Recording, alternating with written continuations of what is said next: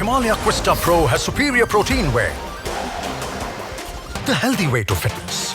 राहुल गांधी भारत जोड़ो यात्रा निकाल रहे हैं और उनकी टी शर्ट पहनने को लेकर कहीं ना कहीं चर्चा होती है। और राजस्थान में एक युवा नेता है जो कि अब राजस्थान में यात्रा निकालने जा रहे हैं और वो भी टी शर्ट पहनकर। हम बात कर रहे हैं उपेन्द्र यादव की, युवा नेता उपेन्द्र यादव। उपेन्द्र, किस तरह की यात्रा निकालने जा रहा हूँ, क्योंकि राहुल गांधी यात्रा निकाल रहे हैं, टी शर्ट पहन रहे हैं और उनकी दाढ़ी बढ़ी हुई है, आप भी टी शर्ट और अब दाढ़ी। देखो, हमने 2 अक्टूबर से 150 किलोमीटर 1100 लोगों ने दांडी यात्रा निकाली थी। महात्मा गांधी जी के बाद आधुनिक भारत में पहली दांडी यात्रा है जो हमने निकाली थी युवा बेरोजगार की तमाम मांगों को लेकर। और मैंने एक बयान देखा, राहुल गांधी जी कह रहे थे कि टी शर्ट, कई मीडिया वालों ने सवाल पूछा कि आपको सर्दी क्यों नहीं लगती, तो उन्होंने ये कहा था कि जो किसान हैं उनके बेटे और बेटियों को देखते हैं, उनके पास कपड़े नहीं होते, उनका दर्द को देखकर वो टी शर्ट में निकले हैं। तो मैंने भी राजस्थान के युवा बेरोजगार, जिस प्रकार पेपर लीक हो रहे हैं, एक नहीं 10 भर्ती परीक्षाओं के पेपर लीक हो गए, और जैसे हालात ये गंभीर बन चुके हैं कि जो समझौते हुए थे, चाहे वो गुजरात समझौता हो, लखनऊ समझौता, उस पर बात नहीं करे अधिकारी, मुकर रहे हैं। सीएमओ ने मीटिंग करवाई, उन मीटिंगों में जो अधिकारियों ने सहमति जताई उस पर निर्णय नहीं हो पा रहा, न फाइनल मीटिंग हो पा रही है, न मुख्यमंत्री से मुलाकात हो पा रही है, न काम हो पा रहे। तो ऐसे बेरोजगार अवसाद में परेशान है, दुखी है। तो मैंने भी ये निर्णय लिया, जब राहुल गांधी जी उनकी पीड़ाओं को देखते हुए टी शर्ट में यात्रा करें, तो मैं राजस्थान के या बेरोजगारों की पीड़ाओं को देखते हुए मैं केवल टी शर्ट में रहूँगा। इस सर्दी में, जब तक सर्दी रहेगी, मैं टी शर्ट में ही रहूँगा। और क्योंकि मैं भी एक किसान का बेटा हूँ, राहुल गांधी जी ने कहा, तो इस प्रकार राजस्थान के युवा बेरोजगारों की पीड़ा कांग्रेस सरकार समझे, मुख्यमंत्री समझे कि पेपर लीक मुक्त राजस्थान हो, तत्काल राजस्व का कानून लागू किया जाए, और जो गुजरात समझौता सहित लखनऊ समझौता हो, चाहे मंत्रियों का लिखित समझौता, वो मांगे पूरी हो। उन मांगों को लेकर पूरे राजस्थान में 9 फरवरी से न्याय एवं रोजगार 2 यात्रा की शुरुआत कर रहे हैं। उससे पहले अलग अलग जिलों में जाकर यात्रा का दौर जारी है। अभी भी राहुल गांधी यात्रा निकाल रहे हैं, कहीं ना कहीं उनकी भी महत्वाकांक्षा है, और इस बार राजस्थान में इस साल चुनाव भी हैं, तो आपकी यात्रा चुनाव की नज़र से भी देखी जा रही है। आपने देखा होगा कि यात्रा क्या, मैं तो पूरे 4 साल हो चुके लगातार धरातल पर संघर्ष किया। जब पेपर लीक हुआ हो, चाहे भर्ती परीक्षा का परिणाम नहीं आया हो, चाहे एग्जाम नहीं हो, परिणाम नहीं हो, तो हर बार सड़कों पे मैं युवाओं के साथ रहा हूँ। हर बार, क्योंकि जो MP MLA जो उनकी जिम्मेदारी थी, वो अपनी जिम्मेदारी से भाग गए। लेकिन जब जब मेरा युवा संकट में आया, चाहे संविदा के भर्तियों का विरोध करना हो, चाहे युवाओं को नौकरी निकलवाने का मामला हो, तो हर जगह मैं इनके साथ रहा हूँ। तो मैं तो पूरे 4 साल सक्रिय रहा हूँ।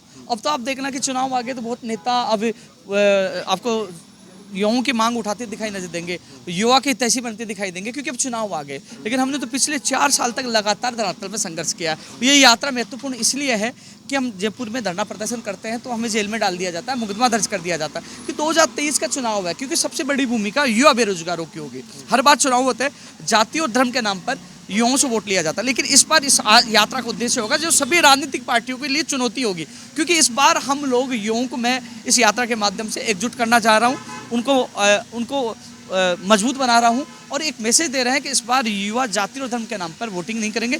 इस बार नौकरी, रोजगार और पेपर लीक मुक्त राजस्थान के लिए युवा इस बार वोट करेंगे, और जो युवाओं के नाम पर जो नेतागिरी कर रहे हैं उनकी वोट की चोट करेंगे। तो ये यात्रा बड़ी महत्वपूर्ण है। 200 विधानसभा में ये यात्रा जाएगी। उससे पहले जो पेपर लीक हुआ है, हम तत्काल आगामी जो 1 लाख भर्ती परीक्षाएं हैं उसमें रासू का कानून, राष्ट्रीय सुरक्षा कानून लागू कराने की मांग हम कर रहे हैं। उन भर्ती परीक्षाओं की निष्पक्ष जांच की मांग कर रहे हैं। सेकंड ग्रेड भर्ती के अभ्यर्थियों को न्याय दिलवाने की मांग कर रहे हैं। तो तमाम मांगों को लेकर चौमू में बड़ी रैली की है, बाड़मेर में, सूरतगढ़ में और जयपुर में 28 दिसंबर को हुआ था, और अब कुचामन में भी 16 तारीख को बड़ी रैली होने जा रही है। 11 तारीख को जोधपुर भी जा रहे हैं, 13 तारीख को शाहपुरा भी है। अलग अलग जिलों में हम युवाओं का आक्रोश का मैसेज सरकार तक पहुंचा रहे हैं कि यदि पेपर लीक यूं ही होते रहे, युवाओं को न्याय नहीं मिला, तो राजस्थान के युवा 2023 में नेताओं का भविष्य लीक कर देंगे। इसलिए हम मांग करें पेपर लीक मुक्त राजस्थान बने, युवाओं को न्याय मिले।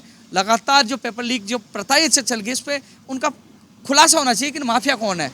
आज तक खुलासा नहीं हो पाता है, तो अंतिम कड़ी तक सरकार पूछे, उनको जेल में डाले और रासू का तत्काल लागू करे। तमाम मांगों को लेकर हम लोग जगह जगह रैलियां निकाल रहे हैं, सरकार तक आक्रोश पूछा रही है। आक्रोश सरकार के लिए गंभीर पड़ेगा। लेकिन इससे हटकर एक सवाल है, युवा अब उपेन्द्र यादव की आवाज़ विधानसभा में गूंजते हुए सुनाई देना चाहते हैं, उसके पीछे युवाओं का समर्थन आपके साथ है? देखो, मैं आपको बता रहा हूँ, युवाओं का समर्थन है तभी तो लगातार पिछली सरकारों लड़ाई लड़ी, इस सरकारों लड़ाई लड़ी। अधिकतर आपने देखा होगा कि मुझे जेल में देखा होगा। जून में मैं 4 बार जेल में, 4 मुकदमों में मुझे 7 दिन तक जेल में रखा। अभी 10 दिन तक जेल में रखा नवंबर में। उससे पहले 3 बार गुजरात में, और सितंबर में यहाँ 30 सितंबर को रीट का पेपर लीक हुआ था, 26 सितंबर तब हुआ। तो 20 दिन से ज़्यादा तो मैंने इस साल में, पिछले साल मैंने जेल में बिताए हैं। युवाओं के लिए अनशन किया, लाटे का, ये सबसे ज़्यादा आंदोलन किए, मैं युवाओं के लिए लड़ रहा हूँ। लेकिन जो विधानसभा के जो सवाल की बात करें, कल किसी ने देखा? आज माफियों से टक्कर ले रहे हैं, बड़े बड़े नेताओं से टक्कर ले रहा है। कल का भरोसा नहीं कि कल क्या हो जाए, क्योंकि मैं इस समय युवाओं के भविष्य के लिए मैं नेताओं से, जो गठबंधन इन माफियों से, उनसे सीधा टकरा रहे हैं। तो कल का भरोसा नहीं है, इसलिए कल की 2023 की मैं नहीं सोच रहा। मैं ये सोच रहा हूँ कि अब राजस्थान के युवाओं को न्याय कैसे मिले, जो गुजरात समझौते से सही तमाम मांगे जल्द से जल्द कैसे पूरी करवाई जाए, और पेपर लीक मुक्त राजस्थान कैसे बने, रासुका कानून तत्काल लागू कराने के लिए अब संघर्ष कर रहे हैं। आपके साथ जो युवा है वो कुछ तो कहते होंगे आपको चुनाव के लिए। ये कह रहे हैं कि 2023 में बदलाव होगा, युवाओं की बड़ी महत्वपूर्ण भूमिका होगी, जीत की चाबी युवाओं के पास होगी, जाति और धर्म के नाम पे वोट नहीं होंगे। युवा कह रहे हैं हम आपके साथ हैं। तो इस बदलाव के लाने के लिए, नेताओं को चेताने के लिए 2023 में भूमिका युवाओं के पास होगी, जीत की चाबी हमारे पास होगी। तो ये यात्रा महत्वपूर्ण होगी, हर विधानसभा में यात्रा पूछेगी। लेकिन ये नेताओं के लिए चेतावनी होगी, यदि अभी भी युवा बेरोजगारों के हित में कार्य नहीं किया तो 2023 में उनका भविष्य लीक करने का काम राजस्थान के युवा करेंगे। और 23 तारीख को विधानसभा घेराव कर रहे हैं, क्योंकि हमारी तमाम मांगों को पूरा किया जाए, वो लिखित समझौते हो, चाहे गुजरात समझौता हो, और चाहे जो पेपर लीक मुक्त राजस्थान की हम मांग कर रहे हैं। इन मांगों को पूरा नहीं किया गया, पहले महापड़ाव डाला जाएगा, और महापड़ाव के दौरान भी यदि हमें जेल में डाला जाता है या अनहोनी होती है तो यात्रा की हमने तैयारी कर दी है। 9 फरवरी से पूरे राजस्थान में यात्रा जाएगी, और ये यात्रा कांग्रेस सरकार के लिए भारी पड़ने वाली है। मैं निवेदन कर रहा हूँ मुख्यमंत्री जी, वो अभिभावक है, सुनिए, हम कांग्रेस विरोधी नहीं है। यदि मुख्यमंत्री जी अच्छे कार्य करेंगे तो मैं धन्यवाद देने के लिए तैयार हूँ और साथ देने के लिए तैयार है। लेकिन यदि यूं ही युवाओं के भविष्य को बेचा जाएगा, पेपर लीक होते रहेंगे, जेल में डाला जाएगा और अपने वादों से मुकर जाएंगे, संविदा पे यह भर्ती करेंगे, तो हम बर्दाश्त नहीं करेंगे, हम सड़कों पर उतरेंगे, जिसका गंभीर परिणाम कांग्रेस सरकार को भुगतना पड़ेगा।